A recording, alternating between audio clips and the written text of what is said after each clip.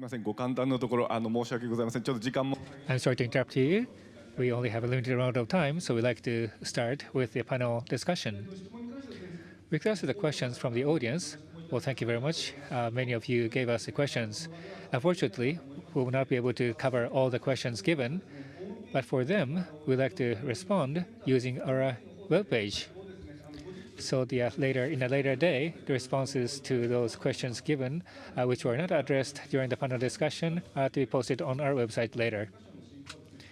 Now, Professor Kaji and Professor Uno will serve as moderators for this panel discussion. Well, thank you very much for many questions from the audience. Just some of them. To the Professor Pei, there's a question. So about the hunting system or hunting policy of the Taiwan, there was a question. So the hunting by the indigenous people and the other hunting practice by non-indigenous people, what are the differences in the practice? And is the ownership policy for the guns very strict in Taiwan? Thank you for the questions. We have two major kind of people in Taiwan, right? One is Han Chinese, like me, coming from China 400 years ago, 400 years ago, and start to increase the number. And then, of course, after World War II, there's another group, a big group of Chinese coming from China to Taiwan. And in Taiwan, we have indigenous people. They live in Taiwan for thousands of years before Han Chinese. So before 1973, Hunting Act allowed everybody hunt. Han Chinese, indigenous people, everybody can hunt in wintertime, like in Japan. And time from October to February next year. And so the system is very much like the hunting system in Japan. And you go out and hunt. And you can use rifle, you can use firearms, you can use trap, you can use, what's this? Archers. So all kind of equipments you can use according to the Hunting Act. But this was before 1973. After 1973, no hunting for everybody. No hunting, because the Hunting Act was suspended by the government. No hunting from 1973 for everybody to 1989. 1989, the Wildlife Conservation Act replaced Hunting Act. And in the Wildlife Conservation Act, there's Article 21 specifically give indigenous people hunting rights for ritual hunting, ceremonial hunting only. So after 1989, in Taiwan, indigenous people can hunt. Han Chinese can also hunt, but no permissions and no locations ever been granted by the government. So practically speaking, Wildlife Conservation Act allow Han Chinese hunt and indigenous special permission hunt. But Han Chinese hunting never been implemented because there's no locations Han Chinese can hunt. So practically speaking, after 1989, no Han Chinese can hunt, and only indigenous people can hunt. They can hunt using their rifles, if they still keep their rifles from very old days.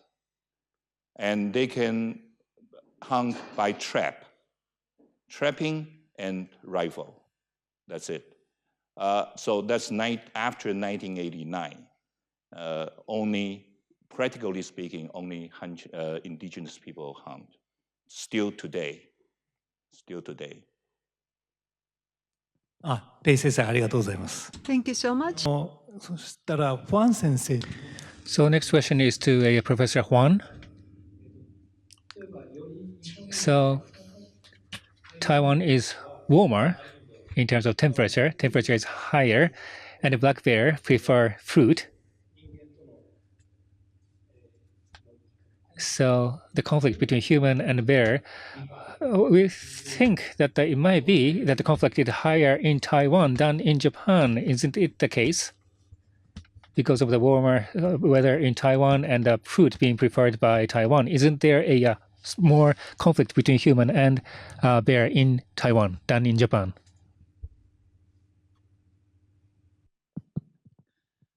In Taiwan, it's warmer for sure, but I will still have a very high mountains, like 4,000 meter high. And generally speaking, I think because of the food abundant, the natural resources, their food are quite abundant.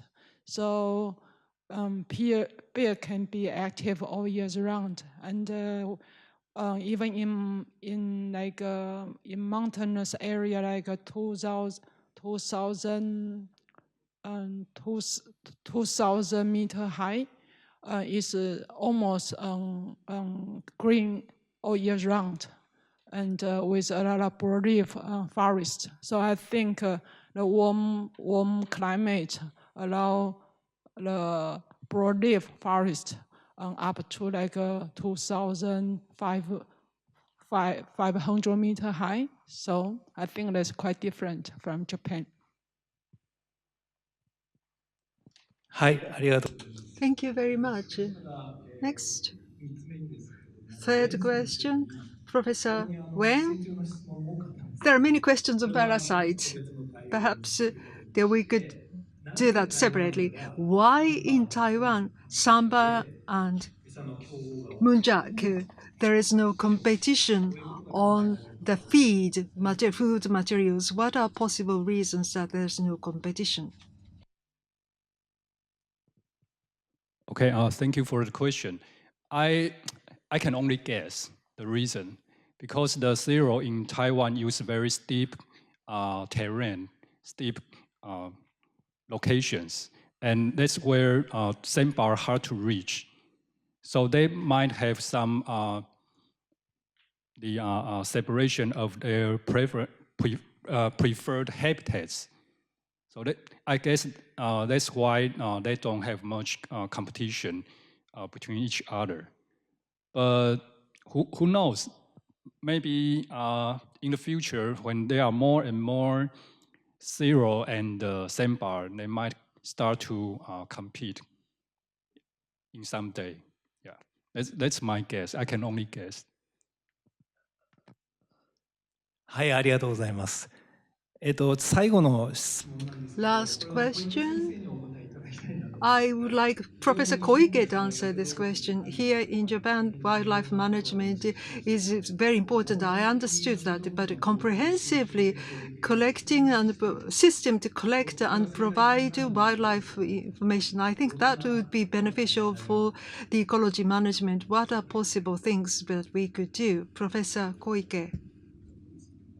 What kind of system should we have? I think that's the question. This time, on discussing bears, what we know is distribution and the number of captures, number of harvests. About the distribution range or area, it's not something that we get that information every year. So, as I listen to presentations from Taiwan, comprehensively you have a network of cameras, not just one particular species, but monitoring all sorts of species. If we could have that, then I think that we can really enhance the level of management that we have. That's the impression. はい、どうもありがとうございます。残りの。Thank you very much. So we only have a limited amount of time remaining, but I'd like to now moderate going forward.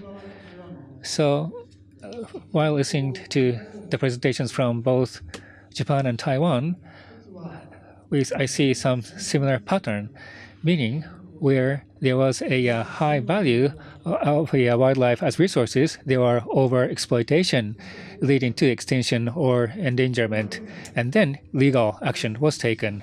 And today, there are, well, at least in Japan, there's a overpopulation of a wild boar or the deer in some limited area, even a bear.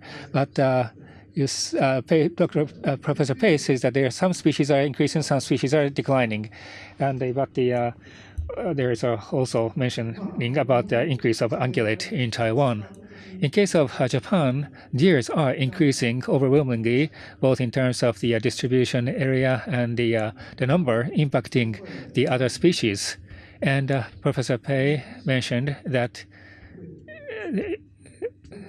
both for the endangered species and for the abundant species, for the sustainable management, the comprehensive monitoring is needed, and I think that is very essential. So, not only one species, but the multi-species management perspective, I think, is needed, and also what to do with the species with the larger population and the population with a declined number. They need to be handled. And also, Taiwan has a nationwide monitoring, and those were the insights shared by the speakers. And can the speakers talk about the insights on those elements?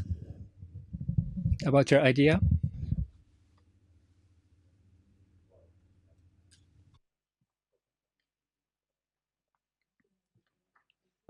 You are asking that our comment on the nationwide. Yeah. monitoring? Yes.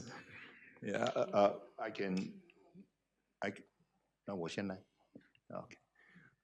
I think everybody knows that for natural conservation or management require scientific information, so-called science-based management. And for larger mammals or terrestrial animals, specifically that camera trap is used for equipment for sure. And I understand that you all know this. Actually, I start my camera trapping studies 30-some years ago because Japan started to do that 30 years ago. So I learned from Japanese scientists that using camera traps to do wildlife studies. And camera trapping can be a useful monitoring method, especially as I just mentioned, for terrestrial animals, specifically mammals, and warm blood mammals that very efficient and can do multi-species monitoring. And not only for endangered species, but for common species, that monitoring is important. But I want to highlight one thing, that if you using camera traps, like I did in the past 30 years, that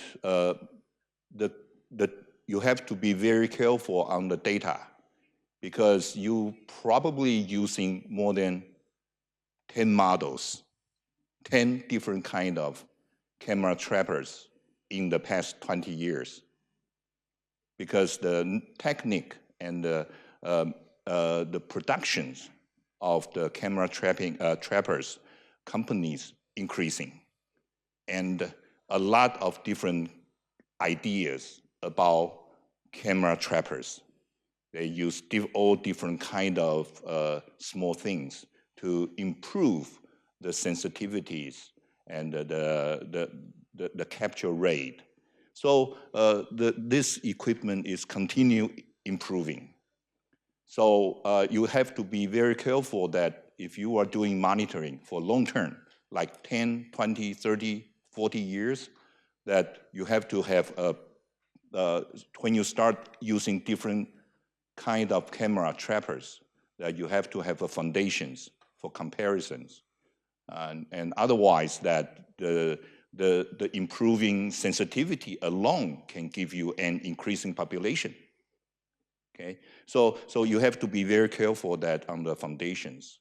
another way to cope with this is that in the past 10 years, that the management sectors, scientists start to develop density estimation using camera traps. Density is a good parameter. Density is better than RAI, relative abundance index. And you don't need to worry about the change of the equipment because you are always compare density. So my suggestion is that if you using camera trappers to do long-term, you plan to do long-term monitorings, either you have foundations for different brand, different type of camera trappers, or you use density be the parameters for the monitoring. And in density is good because 50 years ago, there's no camera trappers, but there are density data. So you can compare density that is a better parameters, I would say. That's my suggestions. はい、どうもありがとうございます。And Professor Weng has more experience on this large scale monitoring. Okay, there are some reasons why Taiwan can conduct such a nationwide long-term monitoring of using camera traps. First is that in the past few years, we have found there is a pretty good positive correlation between the abundance indicator produced from camera traps and the actual density of wildlife in many species, like sandbar deer, like favorite badgers, like leopard cats. Many examples shows that the relative abundance index has very good correlation with the density. The correlation coefficient is over 0.7, or 0.7, or even 0.8. So that's the rationale that we can use camera traps to do a large-scale monitoring. And the second is that Taiwan is small enough to do a nationwide monitoring. And the third, there is a political pressure from people. Some people would argue that why do you have a camera trap in your area and there is no camera trap for my area?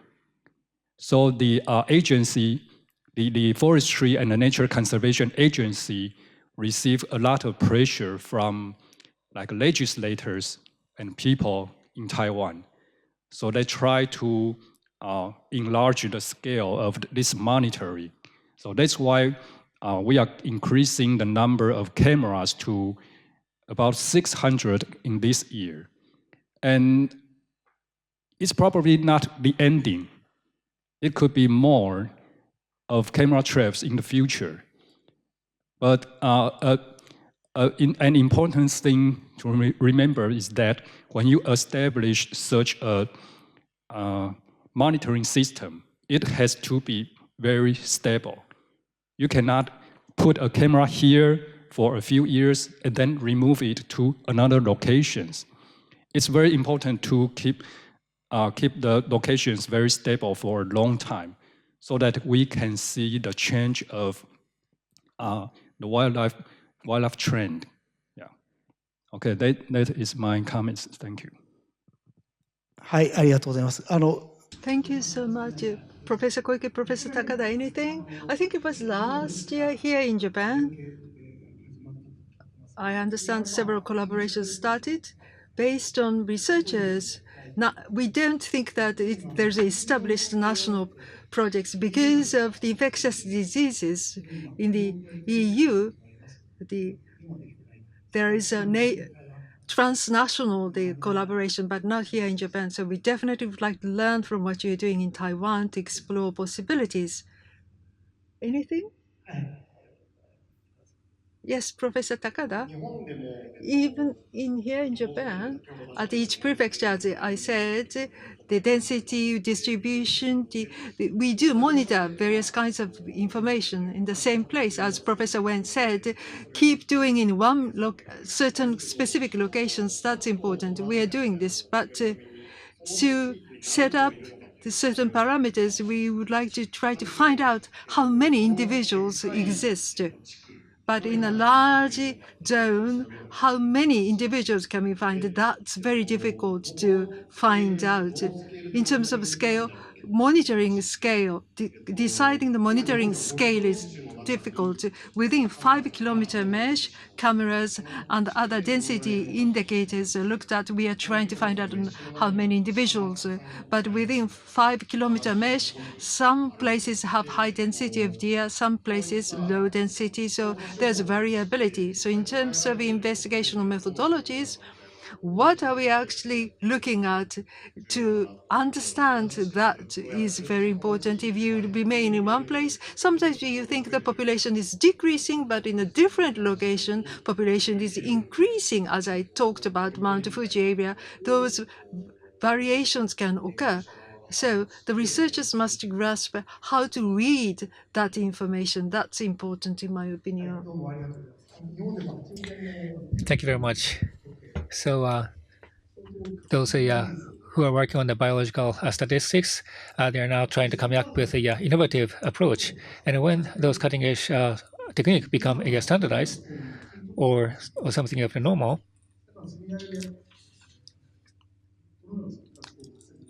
at what spatial scale, I think we are now started having a better idea about the appropriate spatial scale. So I have high expectation. Now, next topic, between Taiwan and Japan, there is a clear difference. Well, in Japan, well, we do have indigenous people, but there's no traditional hunting-related system. So there's culling is the main focus of the current harvesting practice at this moment. In Taiwan, though, the indigenous people's hunting is being done. And there are about 30 tribes, and there is the management unit of the hunting in Taiwan, but it's not there in Japan. But when we look at the high elevation area, like where sambar lives, they may not be covered by indigenous people's hunting. In order to preserve biodiversity, there's the need that the management is to be done without omission in terms of the spatial coverage. And from that perspective, like the coverage unit, what are the challenges both in Taiwan and Japan? Could you share your insights? What we maybe not be able to cover in terms of the coverage. Like in case of Taiwan, the indigenous people, can they hunt the sambar in the high elevation area? Meaning that can indigenous people be leveraged to prevent deterioration of vegetation?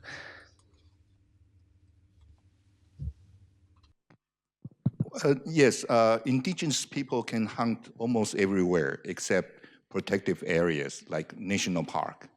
I didn't mention that Han Chinese can hunt only in designated area, unlike indigenous people can hunt almost everywhere.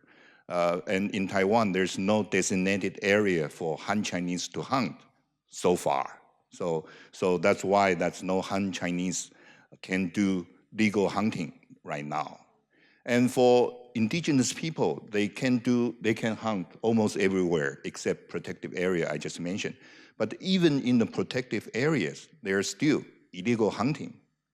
And the one of the major reasons I believe that the population start to increase after 1990, it is mainly major causes is the decreasing of the consumption of Han Chinese, the game meat restaurant, for example, and the antlers harvesting for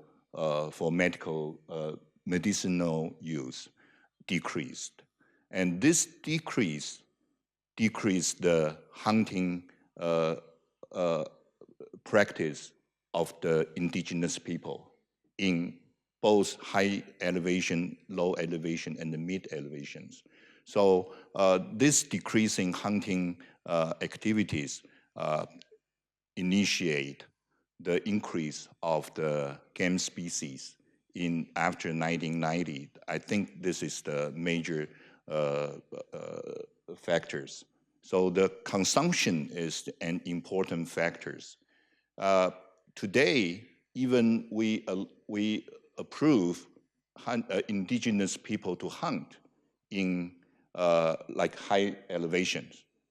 They already allowed, but if we even encourage them to hunt in high elevations, but if there's no Semba market, I doubt that this hunting activity can do any control to the population. But the market will be a big effect.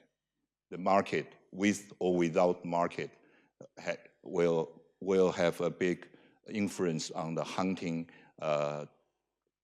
control to wildlife population, I believe, in Taiwan, at least in Taiwan.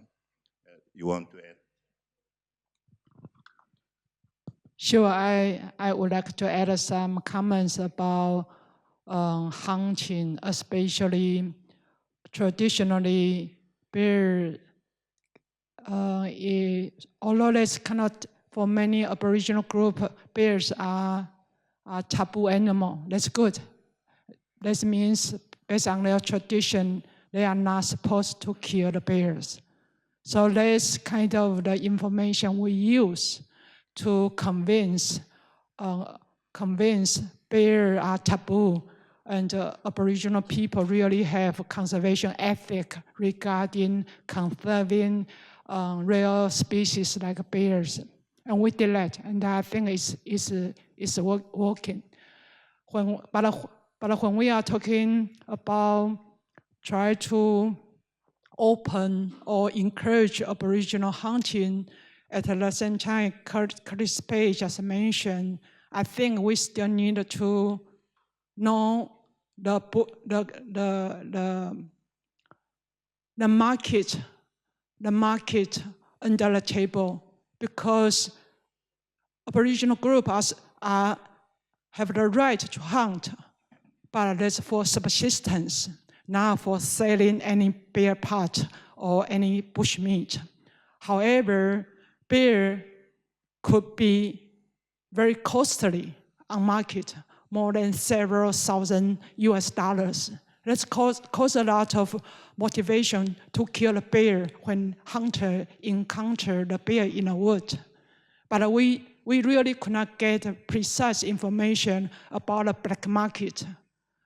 And so I think when we are talking about the traditional hunting, we still need to also eliminate the market, so it will go back to subsistence hunting as we expect. And I think that's not easy. So I think education, conservation education outreach program is also crucial at the same time. Okay, and it's also allow the general public, like Han people, to respect Aboriginal hunting, and also allows Aboriginal group to respect their traditional culture or ecological knowledge.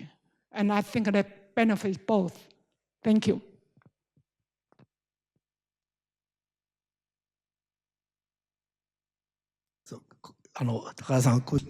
Professor Takada, Professor Koike, anything from you?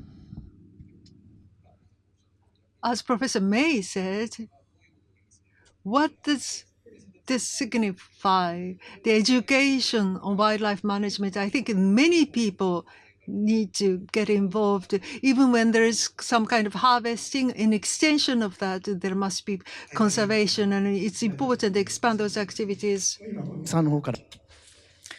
Right, just Professor Koike and Professor Hwang talked about education. And from Princeton University, we have three experts here in this occasion. But going forward, between Taiwan and Japan, well, there is a time lag, but we have followed a similar process in Taiwan and Japan, while there are different social systems, but we're facing similar challenges. Given that, going forward between Taiwan and Japan, like collaborative research or for collaborative education, what are the potential or possibilities that we have for the collaborative education and research going forward?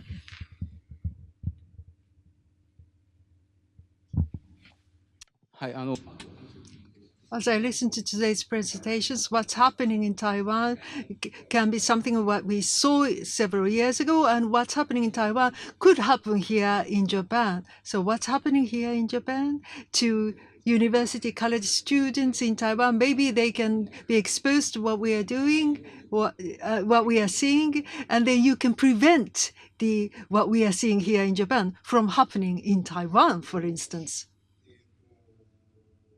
Let's see. Regarding joint research, I think there are so many things we can do together. The ungulates in Taiwan, as Professor Weng said, there are many things we don't know yet.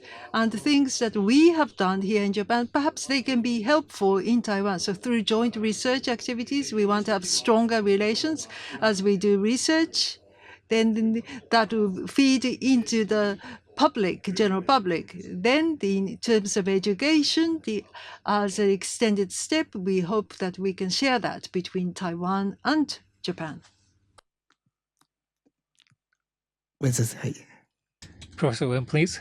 What are the possibilities between Japan and Taiwan?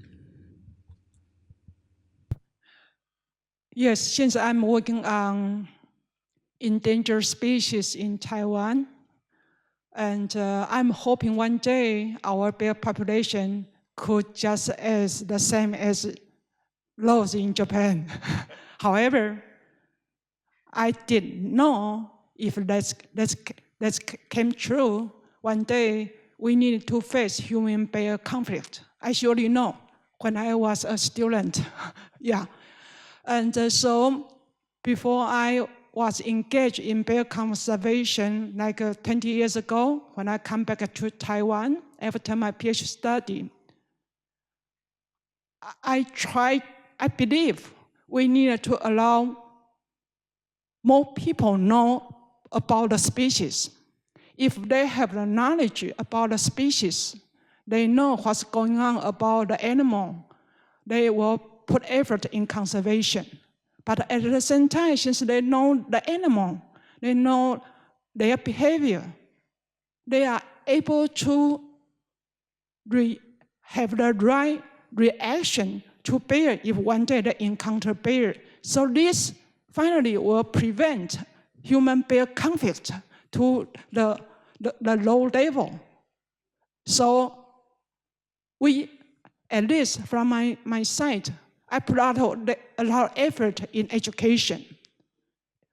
When people know about bears, they will know how to react to bears. And also, they will try to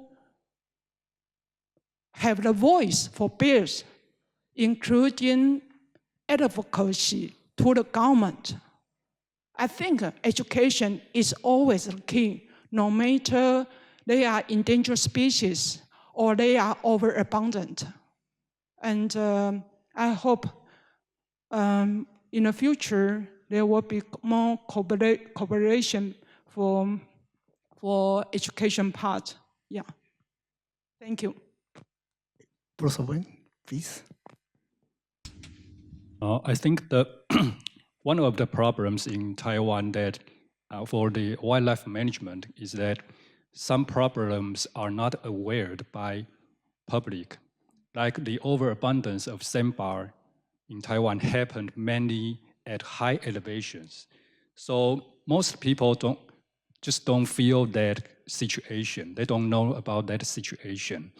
And I think this is what we can learn from Japan. Maybe next time we can have a symposium like this, and Japanese researchers can share the experience in Japan to the public. I think before the public realize the problem, we don't have that pressure on the government, because the government need the pressure from people to engage on the management of wildlife. So I think the awareness of people is very important for the wildlife management in Taiwan. Yes. Yeah. Final talk. Yes, I think I always like to make Japan as an examples that of how in Japan that you are doing such a great jobs in wildlife conservation and the management to my students, okay, in Taiwan. So I always like to make using Japanese examples. I think we need to share that specifically those negative issues, how we deal with the negative issues. In Taiwan, and also that I believe we also need to extend this kind of knowledge. For example, 3 of us understand wildlife-human conflicts will happen when you have a big population of any species. This will happen eventually. So, but not necessarily the public understand this, especially not necessarily the government people who in charge of the management understand this. And in Taiwan, that in the past 30 years, there's a strong movement of animal protection, a strong movement of animal protections to the general public. So this animal protection, animal rights, animal welfare, animal protections is very dominant in our societies. So give you one example how this will affect management. Today, that we can never use calling or hunting as a tool to control the population. This will be not a possibility, mainly because where animal rights people against hunting, shooting, killing animals. So we don't have much tools we can use for animal control, number control of any animals cause damage. For example, monkey. We have a lot of macaques causing agriculture damage, but killing will be a tools that we can almost not discussable in Taiwan. And this will also be the case for Sika deer control, I believe. And I believe this will also be the case Simba deer control. So, so I think we as a scientist, that although we understand the consequence of overpopulation, but we need to also pass this message to more people, including specifically government managers and the general publics. Otherwise, our management possibility will be reduced to certain or ineffective method, or more expensive method. That will be most likely what we might do. So maybe we can share the Japanese experience that after all that you have many years of the overabundance management experience, and then maybe we can also learn from you. 総討論の最後にですね、Well, the Professor Pei gave us a good summary of the discussion. So, the role being played by a human in the ecology, well, the human being has been the top predator, but the role is diminishing. And considering that, we have a responsibility, and I think it's a common challenge between Japan and Taiwan to learn about our responsibility. Thank you very much for your participation and contribution. Thank you very much. And also, well, the time was rather limited, And with regards to the questions that were not being able to be addressed, we'd like to respond to them on our webpage. So with this, we'd like to close this panel discussion. Well, thank you very much for your participation and contribution.